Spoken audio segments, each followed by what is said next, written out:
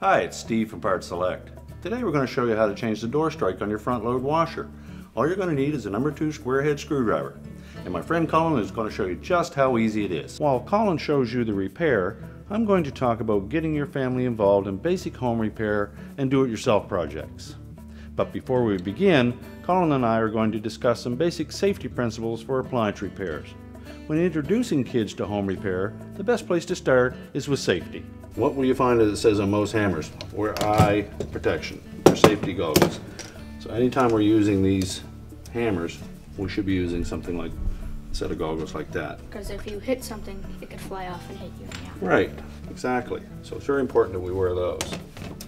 And if we're working with something sharp metal edges, you'll want to use a good pair of safety gloves. These type have enough nice rubber grip to them so you can actually hold on to things and it won't slide out of your hands, and they'll protect you. Before beginning any repair project in your home, you and your child should always run through all the necessary steps to ensure you are prepared for the repair and that you've taken proper safety precautions. Don't wear any loose clothing or jewelry. Tie back any long hair. Wear proper footwear. Wear protective gear like safety glasses and gloves if using power tools. Remember to lead by example and wear your safety gear too.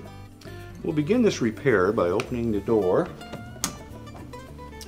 And the catch is located right on the edge of the door. So Colin's going to show you how to replace that catch. All you're going to need is a square-headed screwdriver.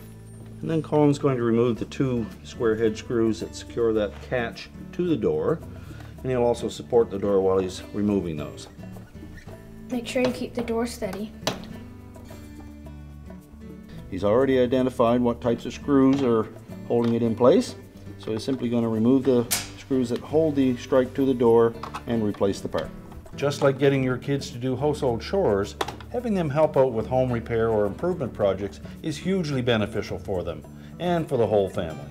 Kids can learn how to use simple tools, how to follow directions, problem-solving skills, independence, the importance of safety, and perhaps the best reason of all, it's a great bonding experience. Now we're going to put a new door strike on. Make sure you line it up with the notch. Very good. We see that it has a little notch cut into the side of that part, which will line up with a little tab on the inner door panel.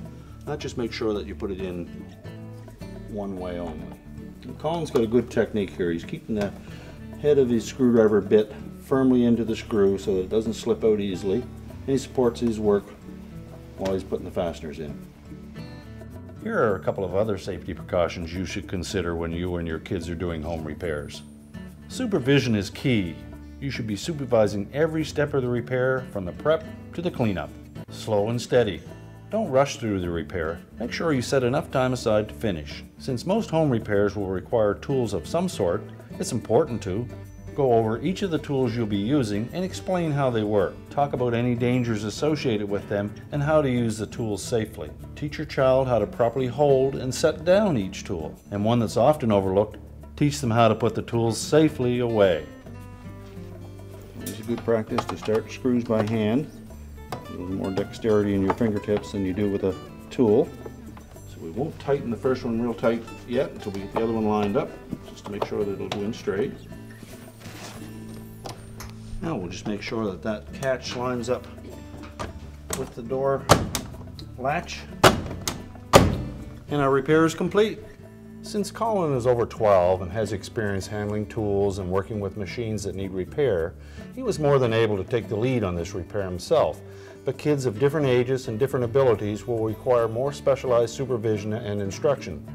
The last thing to remember before grabbing the whole family for your next home repair is to consider what's appropriate for your child given their age, maturity, and capabilities. For children under 8 years, this is really the time to start encouraging the idea of DIY and repair. Let your child watch as you perform home repairs. Explain to them the steps as you go through them. And for really young children, you can get them toy tools to work alongside you. For children 8 to 12 years, this is when you can start to let your child help out with small repairs such as changing light bulbs, hanging pictures, replacing small appliance parts like crisper drawers. This is also the age where kids can start to use non-powered tools. For children 12 years and older, they can start taking a more active role in repairs, and they can start to use smaller electric tools with supervision, of course.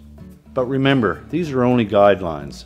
Only you know your child and what's appropriate for them. Just remember to be safe, take your time, and do it as a family. We told you it was easy. Thanks for watching, and good luck with your repair.